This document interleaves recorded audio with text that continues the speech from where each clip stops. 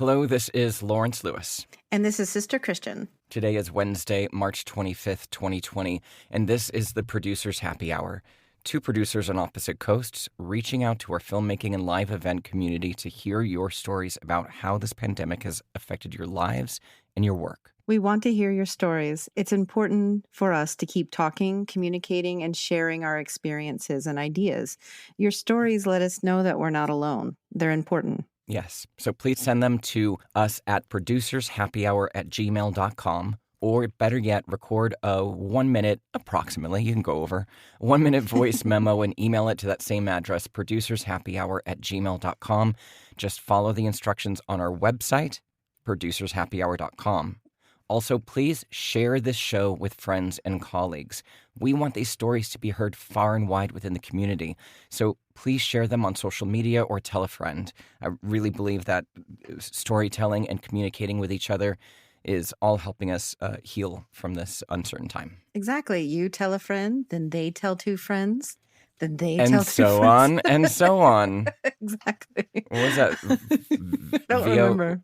It was a hair product commercial. Mm-hmm. It was great. We'll have to look it up.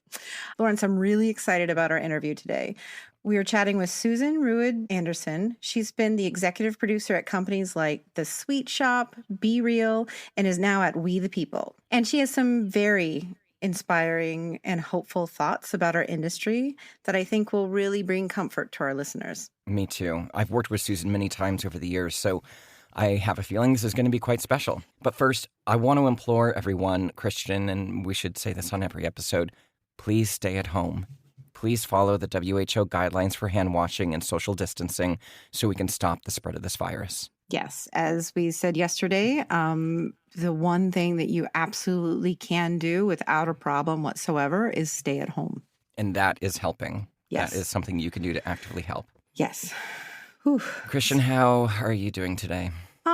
Doing better today. Even though Governor Cuomo was just on, I still agree with the very blunt, honesty that he gives, which is great. Mm-hmm. I haven't been outside. I've been outside once in, 9 days now, which is wow.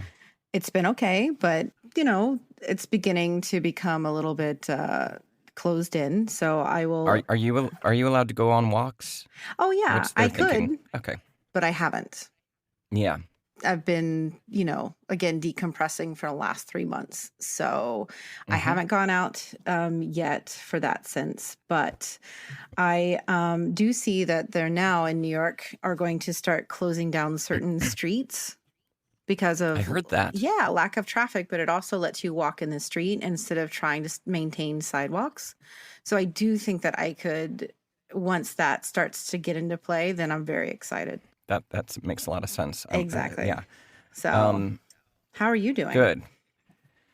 Good. I mean, I was pretty good yesterday, and then I was watching a movie with Christopher last night, and I just completely got absorbed in the movie, and I swear to God, I forgot all this was happening. Oh, wow. Do you mind? Can we know which movie? Well. Ooh, is that a loaded question? No, right. It's not, but it was Gattaca. Okay. Yeah. There's some not similarities, but it just seems to be the right mood of a movie to watch right now. Mm-hmm. But I just got absorbed in the. I may have had a gummy, but I just got absorbed in the movie, and then may or may not forgot it all. And then as soon as I thought about it, it really sent me into, some depression. Just the scope of what is happening. Yeah.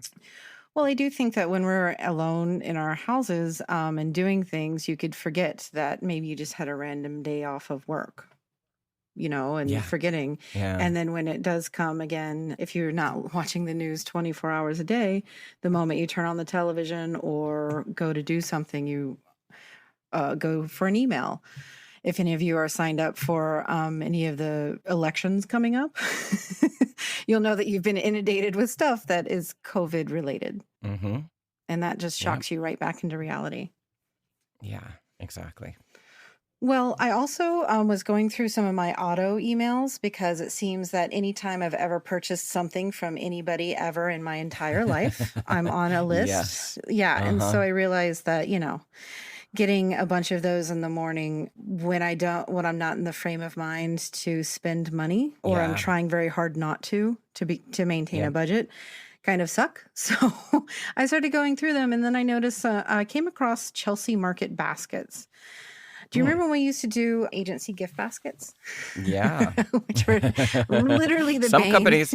Go ahead. Oh, literally the bane. Some companies still do. Yeah. And some don't. Some have cut that out entirely. So it just really depends on the brand of production that you're providing, or the scope of the budget that you're on, right? Yep. And I remember the amount of thought that we used to have to put in them on every single job was a ton. So used to have Yes. services sometimes do it, right?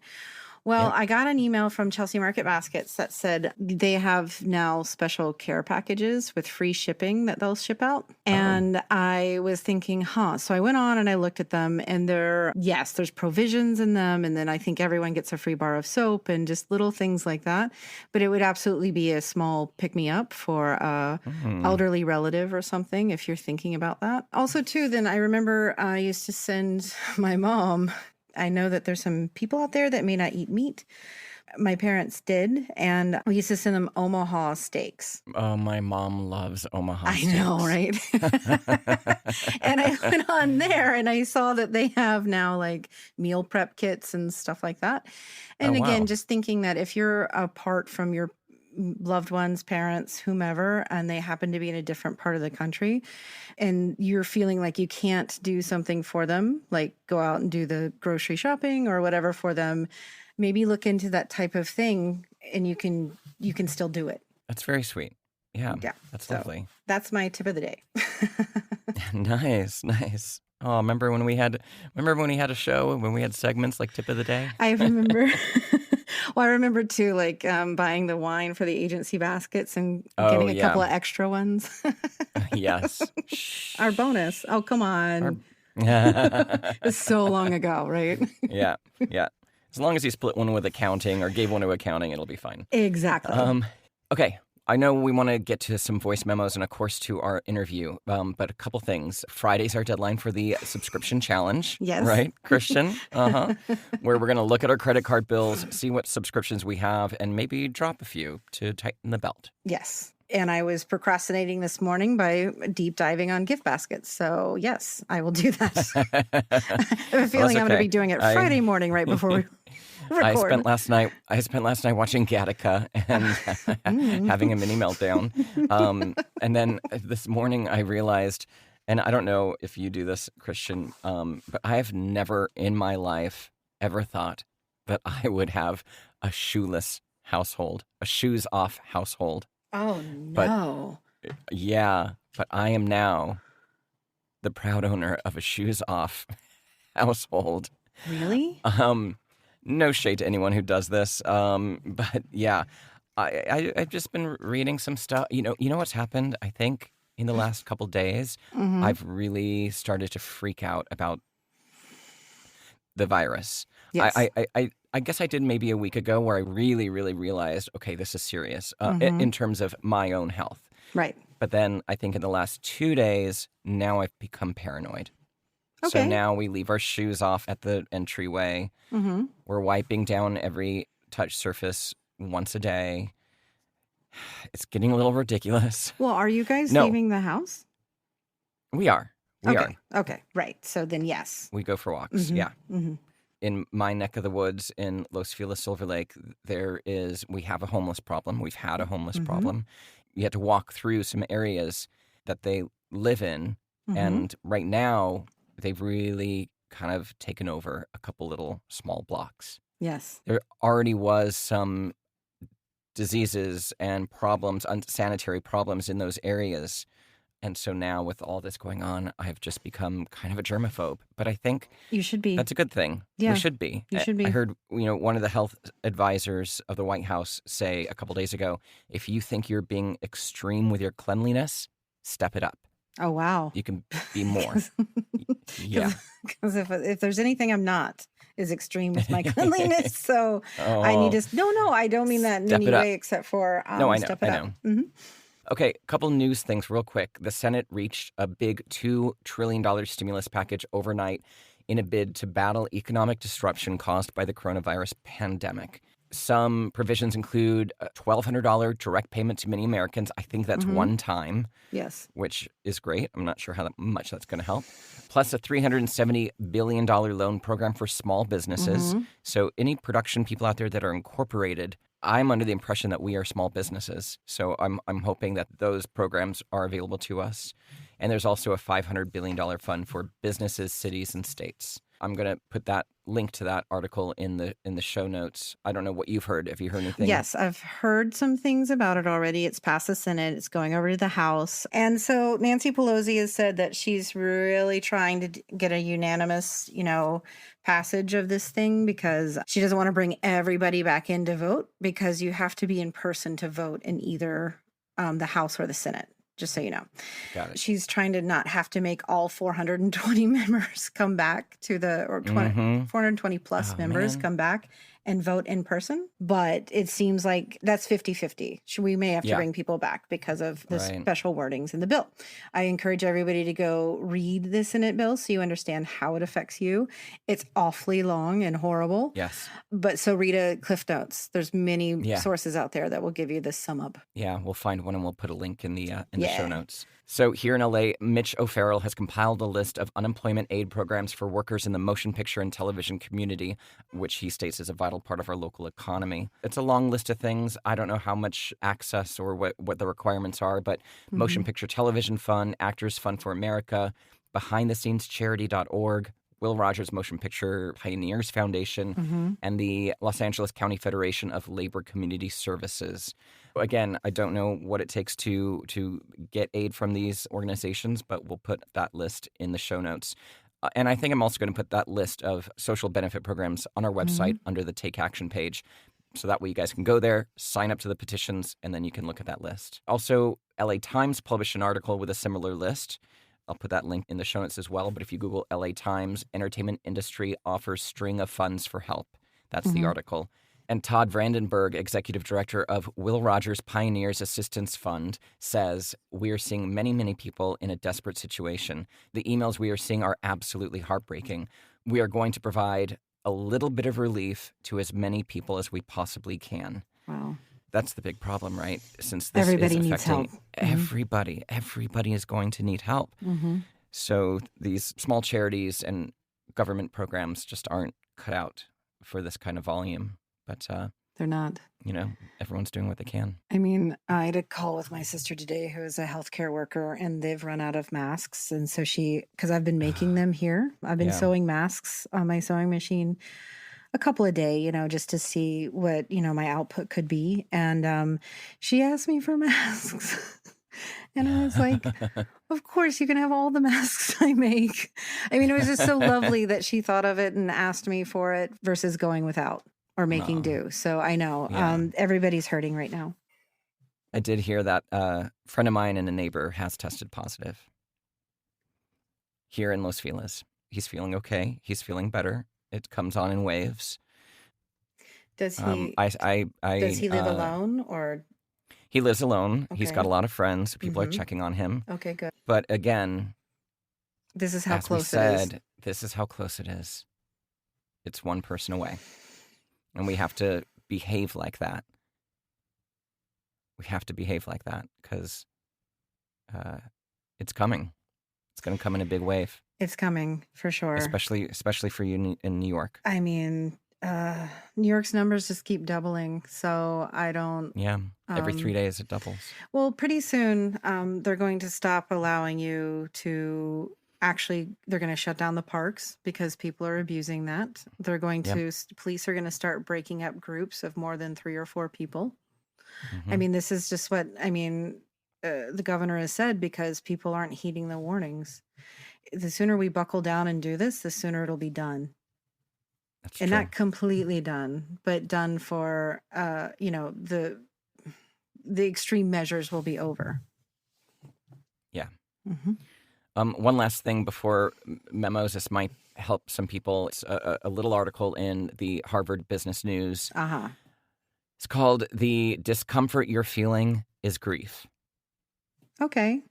I think that's important for people to kind of understand, for people who maybe haven't experienced grief.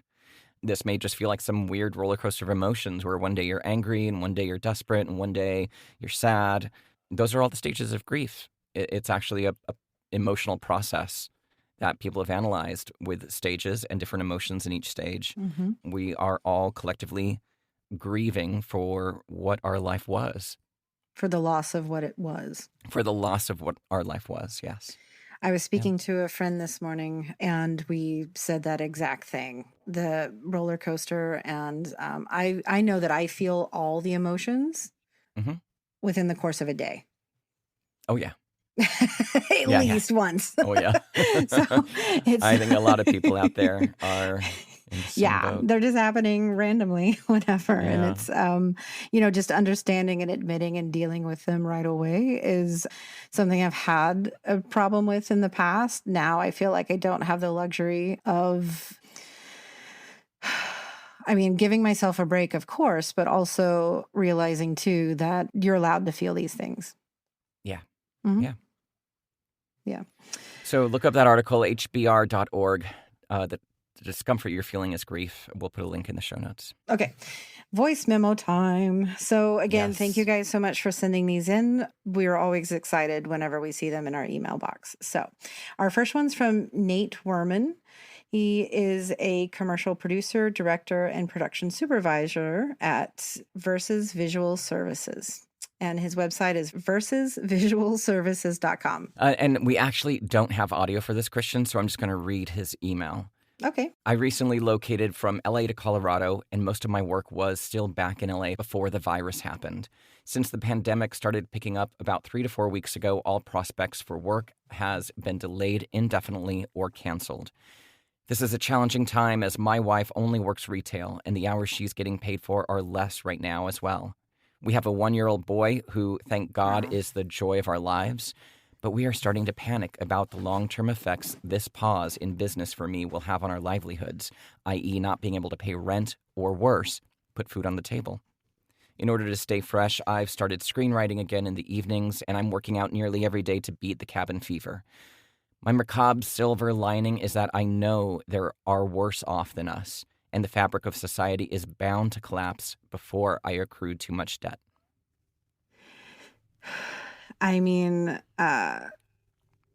Macabre indeed, but I agree. Yeah. Again, I don't have children. It's hard to compare what my loss is to other people's loss because we all feel it differently. Absolutely. So of course we could all have it worse, but it doesn't negate the fact that you're feeling really bad too. Yeah. That you feel yours is bad. It's a tough one. It is. My heart goes out to Nate. Again, we've talked about this, the people with kids at home. I can't imagine how much harder they have it.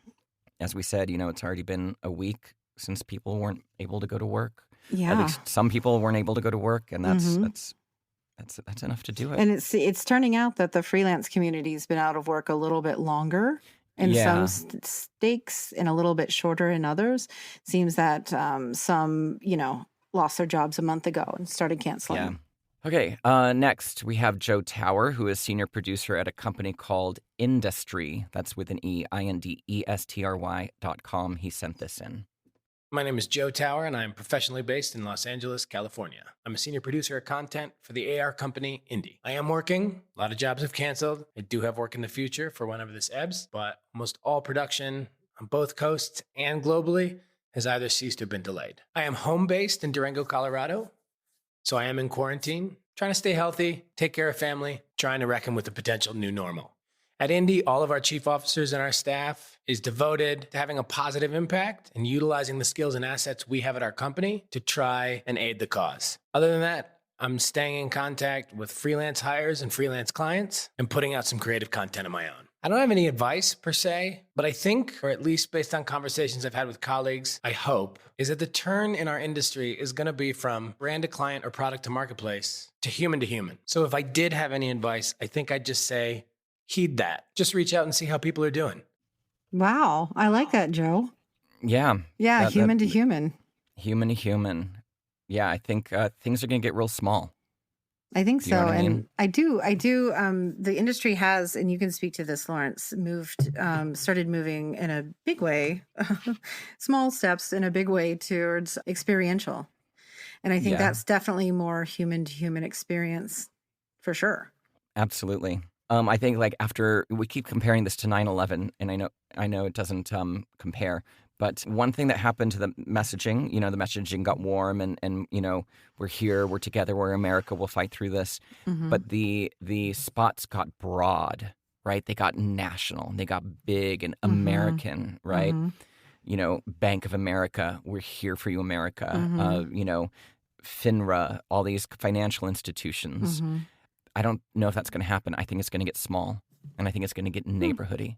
And it's like your local community needs you, and here's what we can do to help your local community. And it could even be a big brand that maybe has visibility in a small community, like Los Feliz or Silver Lake. We have some big brands coming in.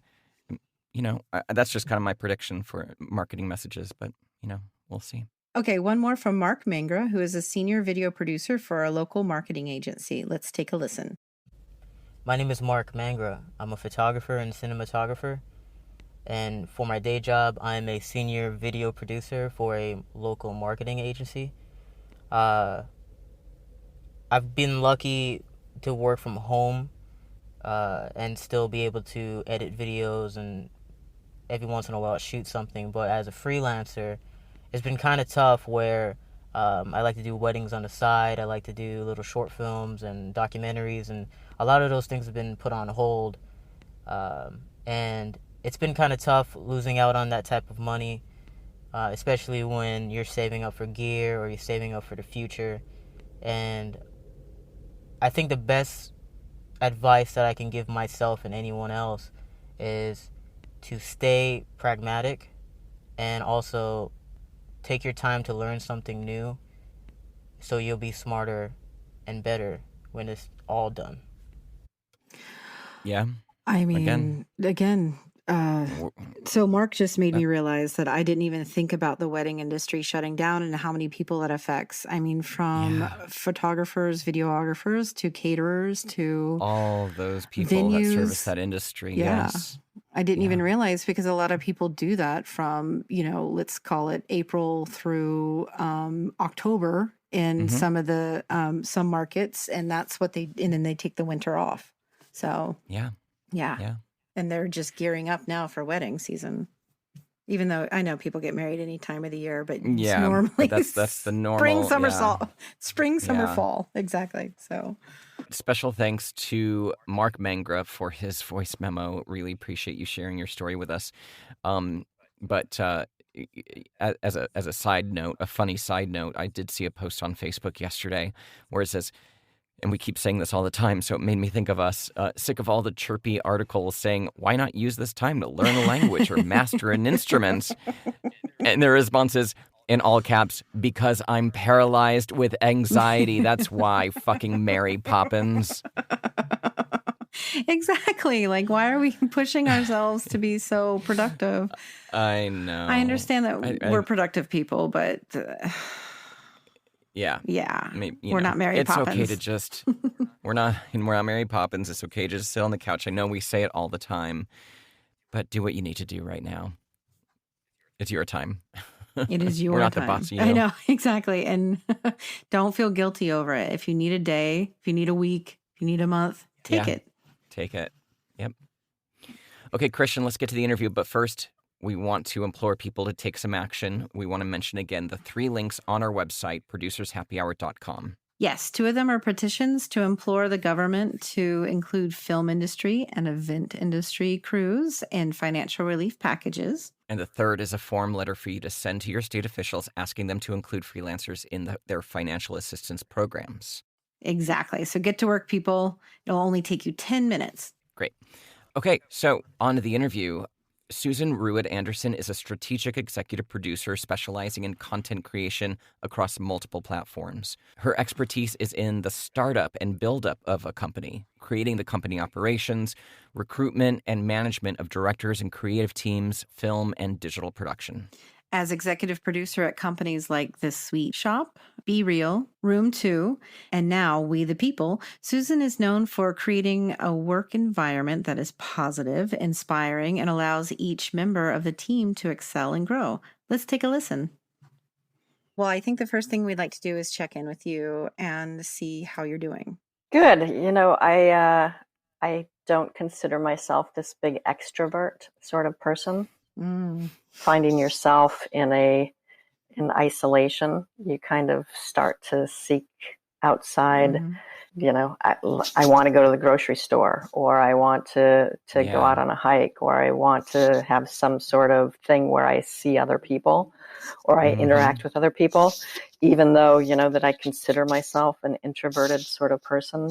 I find myself trying to find those other external sorts of things that I can build myself up with. My husband and daughter are, they're well as they can be. One, we kind of move around the house, and the daughter has the office as her remote school, and my husband and I kind of switch places just to kind of feel like we're moving around the house a little bit. So. I get that. So I get the bedroom today. He's got the living room. We've used the kitchen, so we kind of alternate through the house just to kind of give ourselves a bit of a respite of, change of scenery, being on this lockdown. Exactly. Yeah, I think we're all kind of going through the same thing. I'm not much of an extrovert myself, but I do feel the need to connect daily, either get out of the house, see some nature, or reach out to some friends. So I think everyone's feeling that right now. Susan, you and I go way back. You are an amazing executive producer, and you've worked at some great companies. And I know this might be a little bit of an unfair question, but what advice do you have for our filmmaking community right now in this really uncertain time? Any sort of words of wisdom or helpful advice on how to get through this? Spring cleaning. I think all those things that you've put aside, I think that helps with the mental clutter. I think going through your address book and reconnecting with people that you haven't spoke to for a while. I think a lot of times we get mired in the work when we're on a project or on a job, or in my case, when we're bidding something or treating something, we get really mired in the work, and we don't think about any of those people that we haven't connected with. So I think right now we kind of are on a pause, and we can clean out that address book and see all those addresses that you haven't spoke to in a while, or, for some, you don't even know where that address came from. And I think you can do those sorts of things. I also think, you can think about what are the things that you can do to give back? What are the things that you've been, we're all so busy in again, trying to win jobs and produce jobs, that I think there's certain things that you can do at this point in time to try to give back, much like you guys are doing on this podcast. I think I have a director that's going to do something up in Montana for his community and just go out and shoot some things, and, that has a little bit of optimism to it. I think we can do those sorts of things. There is a light at the end of the tunnel. Eventually, we will all be back to this race that we're on to win and produce and all those sorts of things. And, and it will be busy.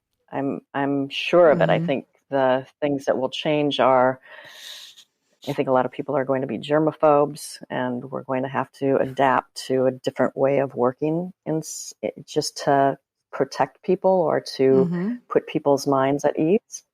But there is that light at the end of the tunnel. And I think right now we can kind of evaluate where we're at and do some mental and spiritual and emotional cleaning of just kind of going through the decks and just reaching out to people that we haven't reached out to in a while. Yeah, that makes sense. And we were just talking about. I think I've already checked germaphobe off the list, so I've got that one on now. When you said that, I immediately thought of craft service, and I was like, "Oh yeah, I know." Yeah. Oh yeah, it's like craft service is going to be like it's never been. Everybody doesn't want to be handling the same thing. How many times have you seen that same spoon going into the M&M dish on the? God, no. Yeah. That's every done. time. I've seen it every time. You were on a call with the AICP. Do you want to share what you learned from that call at all? They've been doing these roundtables, and there's another one today at 11. I think they're really thought-provoking. Yesterday's was about insurance and indemnity. I think everybody kind of reads into it in a different way and what they should do as a company. Mm-hmm. Last week, there was a roundtable regarding what do we do in this period of time, and should people continue to work and should people continue to bid? There's some people that are working. There's some people that are putting out, some of their directors can shoot things from home. There's people that if you have a large shoot that's going to happen, there's people like tabletop or social video. There's several of our directors on our roster that actually own their own gear. So if it's a smaller sort of shoot, you can actually go out and shoot. I think there's creative ways to try to doc style. Yeah, to try to figure things out. But I do think, it has kind of dwindled. And I think people are starting to say, okay, well, now China's open. Maybe we can have a remote crew shoot in China, and maybe we can remote satellite feed Video Village. I think that is... I'm not sure how comfortable people will be with that initially. Who's to say? Maybe this changes how we deal with Video Village from here on out. It's definitely an idea to throw around. I mean, the job that I was on right before this whole thing happened, we absolutely were set up to video stream the monitor from Video Village because their company had shut down travel. Right. So, it happened in such small increments that every day we were problem solving in a very fast, rapid information environment. And we came up with a lot of solutions. And then, thankfully the job canceled or postponed, let's call it. Yeah. Yeah. Because gathering is just, we shouldn't be gathering in big groups. Yeah. We also had a conversation. Part of the conversation yesterday was there is no insurance really that covers this. There's not going to be insurance that covers infectious diseases for at least until we're through this. And people never took out that insurance. Right. So how do you have an agency or a client cover those costs of postponing or canceling the shoot when it's a big loss for them? We had this conversation in one of our very first episodes, Christian. That came up right away. Especially for jobs that are non-AICP, where there isn't that kind of outline of who pays what if a job cancels. But Christian, you talked to an insurance company, and they said this does not fall under force majeure. Right. Because I've done, unfortunately, a lot, I've got a few insurance claims, large ones under my belt. And nothing in the policy covers this. Absolutely nothing. And it's hard because we put out the money already to make it happen, but it's the client's money. So even though it's awarded to us, what do you do? I mean, I think we just have to share the responsibility.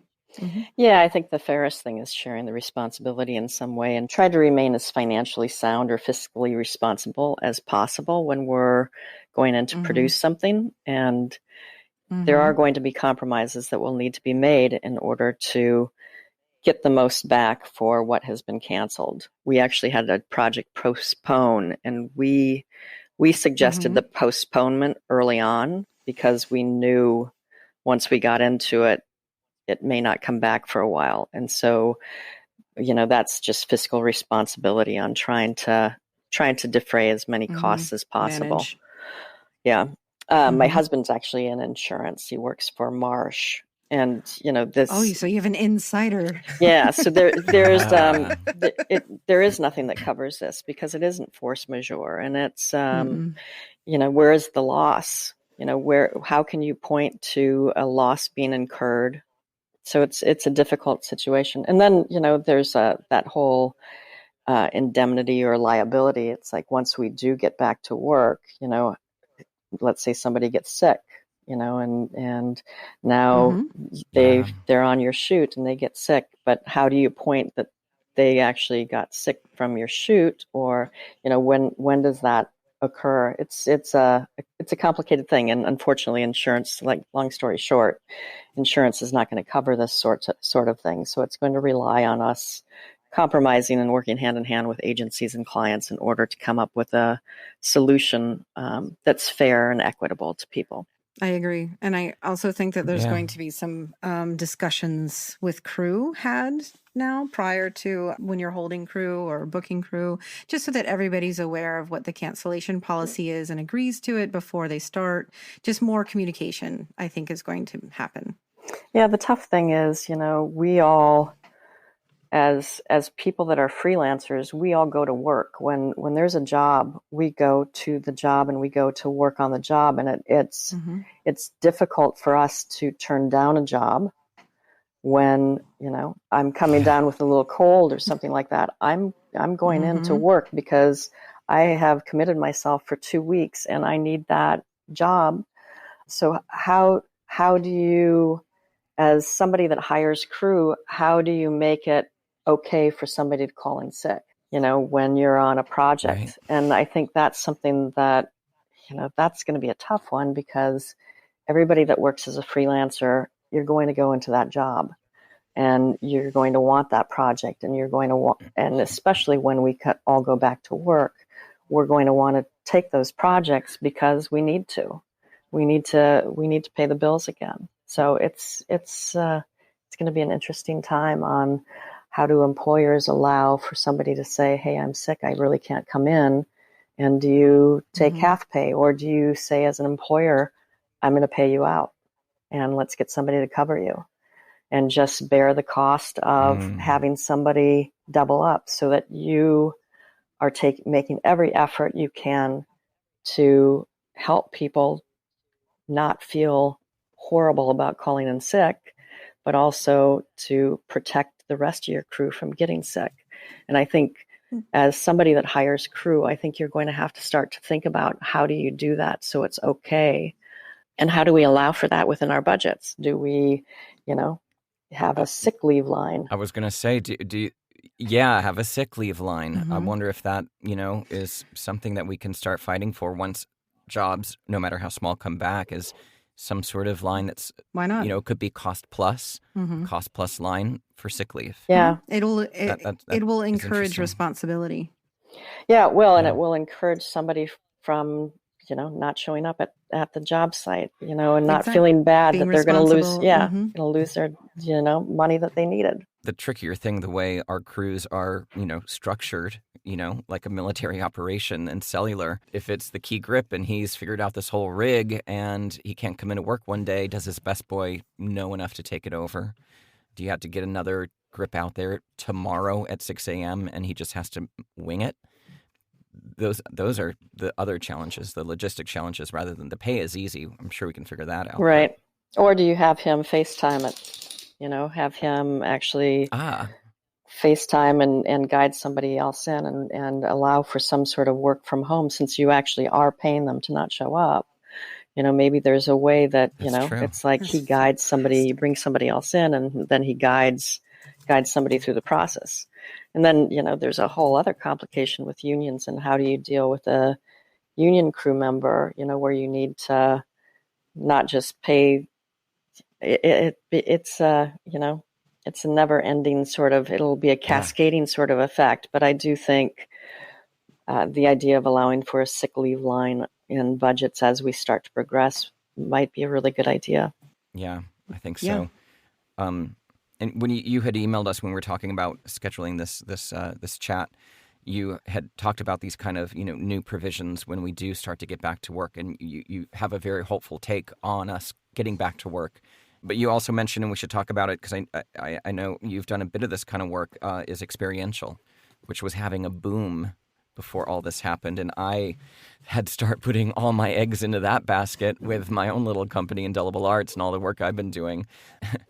Picked the wrong week to stop sniffing glue. But yeah, experiential is going to definitely take a hit. Yeah. Big gatherings of lots of people. Yeah, it is. I think, you start to think about how we ease ourselves back into this and how we, people will still want to have some social distance. And I think, as much as we can say, hey, everybody wants to go out and dine out once this is all over. And, I think there's still going to be hesitation to go into movie theaters and go to restaurants where there's big crowds of people. And I think in the same way, experiential or pop-ups or things like that, unfortunately, they're going to actually be quiet for a while, just because I think there's going to be clients that will rather put out anthemic messages of their company or of hope or of those sorts of things rather than gathering people to experience something. I think they're going to put out anthems sort of ads and that kind of thing, which is great as far as filmmaking and a boom to the film industry. But I do think, you start to think about the things that how this spreads and how this has spread. And I think all those things will need to be considered as we move forward. But, we will move forward. At some point, this will mutate out or it will stop or we'll all be back to work. And I do think that there's going to be a boom of business because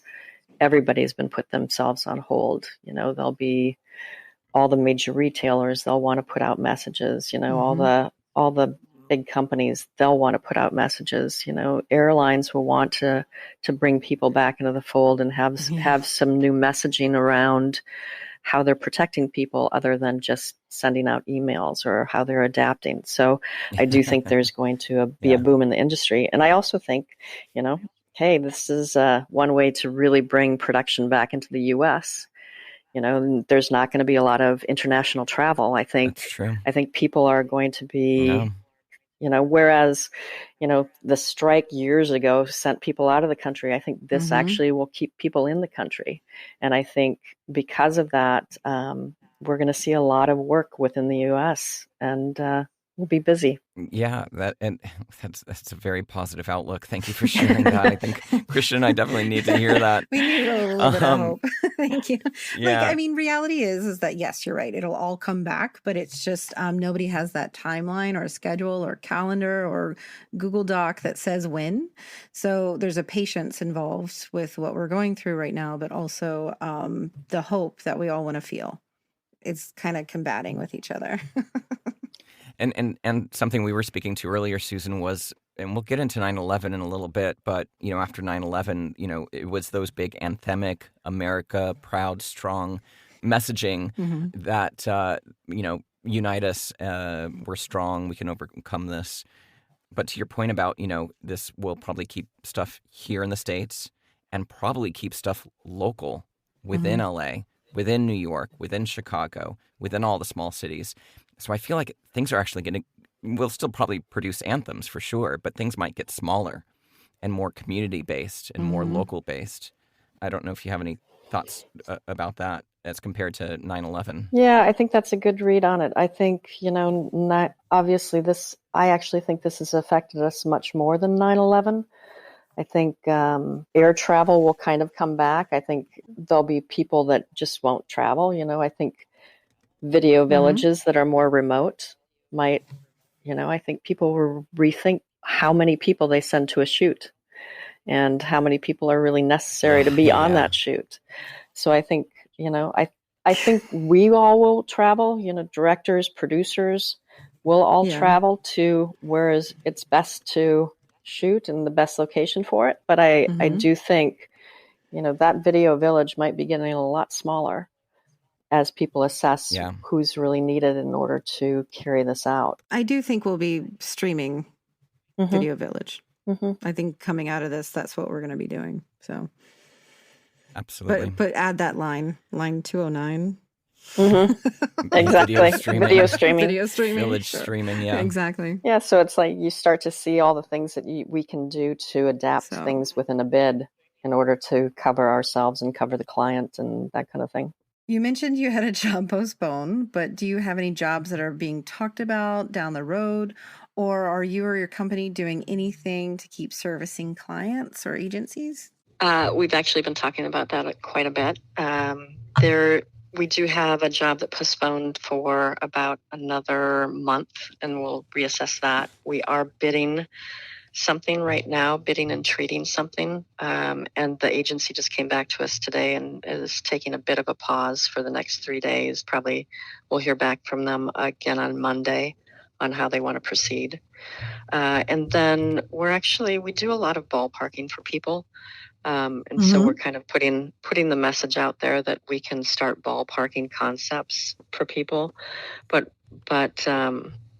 trying to figure out solutions as to what the new normal will be once we come back, I think is what the other thing we're spending our time on trying to put into place what the protocols will be once we get back to work. Oh, interesting. Yeah, I like that. It's that's a smart little pivot there, ballparking and just staying in touch with some agencies and letting them know that you're there to help figure stuff out for when we do get back to work. That's because we will. Kind of an encouraging message. We will be back to work. And it's going to hit, like you said, all of a sudden. So we have to be prepared. That being said, and I know this is a little bit of an unfair question, but if you had a crystal ball, what do you see for the next 3 to 6 months for the state of our industry? If you're having these conversations now with agencies and you're listening to these AICP calls, what do you see over the next 3 months? And any kind of activity or just planning and preparing for when we can come back to work? I actually think, and I would hope that we're going to be back to work in the next 2 months. I think another month of this is probably, we're going to be quiet and prepping and that kind of thing for the next month at least. I think 2 to 3 months from now, I think there's going to be an onslaught of clients demanding or needing to put out messaging. And I think that's going to put a lot of pressure on agencies to react quickly and to try to get things into production quickly. My hope is that need of, let's get something out fast and we have slots to fill and things that we, new messages that we want to send out to people. I'm hoping that because everything has been at a standstill, that there'll be a rush to try to get things produced. So I guess, put all your favorites on hold for 2 months from now. But, but I do think there'll be things will want to be produced rather quickly. And I think concepts will need to be approved rather quickly. And I'm not sure if, agencies will go through the typical, months of testing prior to putting messaging out. I just think, people will want to get back to work rather quickly. How that work is done is going to change, obviously, and how we try to remain diligent and safe will change. But I do think that there will be an onslaught of work that will keep us, we'll be deep in the throes of production in 3 months. In 6 months, hopefully some of the protocols that we have put into place will just be kind of the new normal way that we do things now. And maybe some of those will be a little bit more relaxed, but I do think, this has changed how we deal with production, and we will be back to work, and we will have productions happening. It's just, and we will be working more in the U.S., but it's just kind of let's wait and see what that is. I'm pretty hopeful about what this industry is and what advertising is to people and what content is to people, and what that serves and how we produce those. I think will be the next new normal. Yeah. Got it. That makes a lot of sense. Yeah. And that's a another very positive, very hopeful. very, yeah. And the one thing that I've been kind of thinking, not to counter, but, if non-essential businesses don't come back and let's say marketing, film shoots become an essential business or allowed to do business, but small stores, small retail, theaters, any place where a lot of people, malls, retail, if those stores don't come back, then I imagine maybe that message starts changing to either delivery, online services. Of course, there's banking, healthcare. Those are probably the sectors that we would see some sort of activity in. Susan, do you agree, or do you think there's other room there? No, I think the things that will come back will be banking, online. I think you're exactly right. I think, there's going to be some of the industries that were heavily affected are going to really need to reassess and figure out what their messaging is going to be so that they can get back up and running rather quickly. I think, the airline industry, a lot of their messaging will center around how to make airline travel safe. I think, big companies that are big brands, I think their messaging will be ones of hope and we're in this together sort of thing. But, I think each brand is going to reassess what the best message is for them. And, we'll see some of those industries come, bigger companies come back, more fully rather than smaller entities, things like movie theaters and that kind of thing. I think that'll suffer. And I think, it's going to change how we consume media or how we consume feature films and that kind of thing. I think that will change for a while. And I think, unfortunately, we'll see a contraction in some of those industries, which is, it is 9/11-esque because, we did see contraction in certain industries back then. And I think that same thing will happen. As far as small businesses, I think my hope is the ones that are able to weather this storm. I think we should, maybe there's a way for us to, in each of our communities to put ourselves out there and to really help those, is there a way for us to go to a small restaurant instead of, catering? Is there a way for us to, but, catering, again, is a small business too. So, how do we use our industry to help small businesses? Is there a way for us to help and bringing business back and bringing people back to work? And is there something that we can do that extends that to those smaller businesses around us and those retail locations around us that are our favorite stores or our favorite places that we don't want to see go out of business? It'll be interesting to see that. And it kind of points to a conversation, Christian, we had with Anka about this corporate structure that is a different corporate structure that not allows anybody can donate to charity, but has certain tax breaks and allowances for corporations that give a certain amount of profit to local charities, communities, organizations like Tom's, right? You buy a pair of shoes and they donate a pair. And maybe that is another line item, that goes into our budgets. If brands want to make sure that they're putting their genuinely money help where their mouth is, genuinely help, there's a line item of, $2,500 to a local food bank or, some sort of fund for displaced people or something to that effect. I don't know if maybe that's a pipe dream, Susan, but maybe something like that could happen. It would be nice, that sort of, maybe this time has enabled us to rethink things a little bit. And, when we see on the other side of this, people that have been affected and what that effect has been, maybe there's a place in our heart for, how do we put some money back into our communities in that way? When you start talking about this, about bigger brands doing this, Tom's has already the shoe, Yeah. But is there a way for bigger brands to instead of just anthemic messages, can they communicate community giving? Yes. Which, opens my mind up to all sorts of possibilities of documentary filmmaking and that sort of thing about how brands are doing this. And maybe we'll see more of that type of work, communicating brand stories in that way. But, it would be a nice thing to put a line item on it, or it would be a nice thing to say, you know what, our markup is X because we're giving 1% to X, much like restaurants used to put on the additional percentage to pay their health care. Maybe we put on an additional percentage to put it into a slush fund or the sick fund or whatever that is.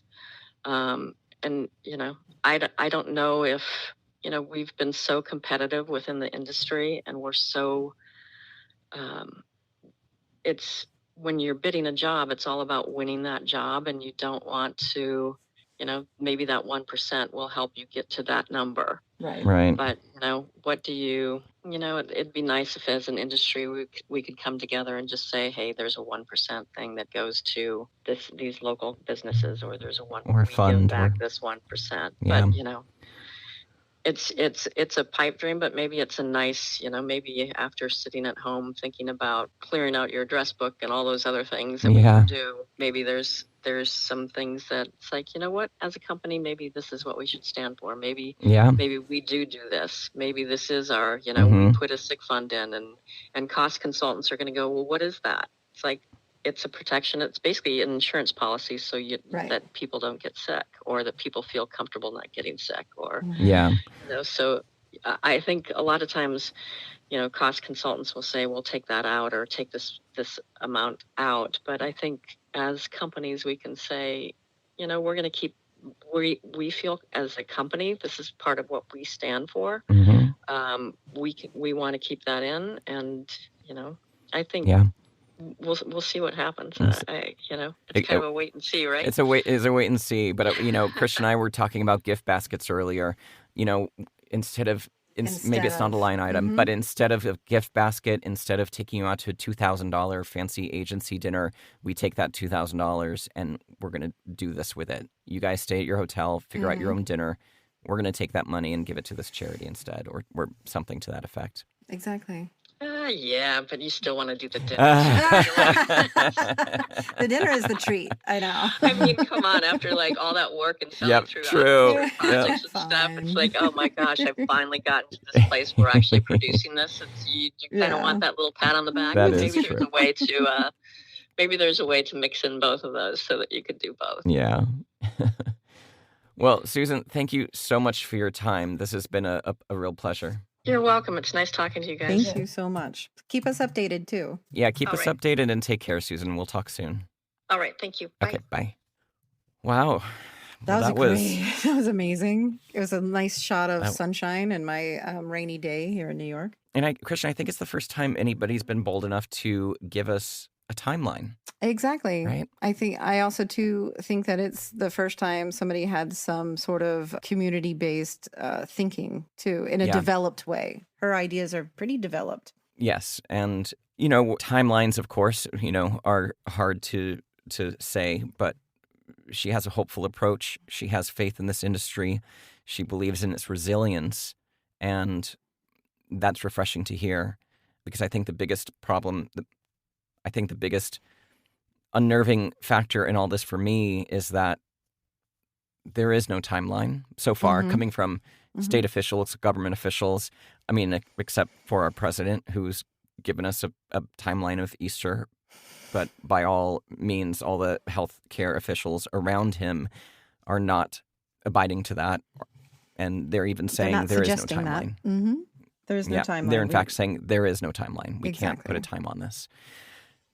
But Susan is correct, and she's seen this industry go through all its ups and downs, and I think she's got a good read on how marketing and advertising works, and she is correct. There is going to need to be some kind of brand messaging out there, some sort of content out there. And when it comes back, it's going to come back quick, but it's going to look different. I agree. And I think I picked up a couple of things from what she said as well. Like, we working as line producers, work in conjunction with our, the company who has hired us, but we do have a lot of budget power when it comes to where the money is spent. And so I do think that we could as well suggest to the company that we're working for the idea of, if, when these things start back up and the caterers aren't ready yet, we go to a local restaurant, or just little things like that where we're using the community instead of a motorhome. Even though we love them so much, we rent out a restaurant. I mean, or some other form of business that needs the money. There's if there is this onslaught of need, then we can start to become creative about where we spend the money as well. Yeah. And I think as companies and as producers, we can drive that conversation. Yes. And we should be driving that conversation. You're coming here to shoot in our neighborhood. This is our company. This is our name. Here's how we want to do business now. Agreed. And of course, it does all end up, it all is about the bottom line. So there will be concessions made, but there are things that we can, take a stand on. Agreed. And then I also, too, would love to have a client dinner with Susan. She made it sound really fun. They are very fun. Well, I've been on many. And I've been on many fun. I've been on many that with Susan. were okay. Yeah. So it sounds like hers or yours would be more fun. They're better with Susan. Yes. Exactly. So, well, special thanks to Susan Rued Anderson of WeThePeople.tv. Much appreciate her time. I think that is it for today. Christian, do you have anything else to add? I have so much more to add, but we always have tomorrow, Lawrence. We always have tomorrow. So everybody, thank you. Stay safe, stay connected, stay active, and please, for the love of God, stay home. Stay home and wash your hands. Don't touch your face. You know who you are. I started off today just touching my face for Lawrence. So he would know I'm still doing it by accident. Knock it off. Knock it off, Christian. Knock it off. Exactly. Stop it. I also want to put the video of the hand washing tutorial in the show notes. I'm sure you can Google search it. It's somebody who has gloves on and they put black food coloring in their hands and start rubbing them together to show you how much work you need to do to get full coverage on your hands of soap. And soap kills this virus. So please, people, watch the video. You can Google search it. I'll put it in the show notes. Watch it and wash your hands correctly. Also, please be sure to send us your voice recordings or your emails to producershappyhour@gmail.com. And Christian, how can people get a hold of you directly? They can get me at sisterchristianproduces.com. Lawrence, how do people get to you? 2 websites, lawrencetLewis.com, and for voiceover, voiceoflawrence.com. Perfect. See you tomorrow. All right. Bye. Thank you, everybody.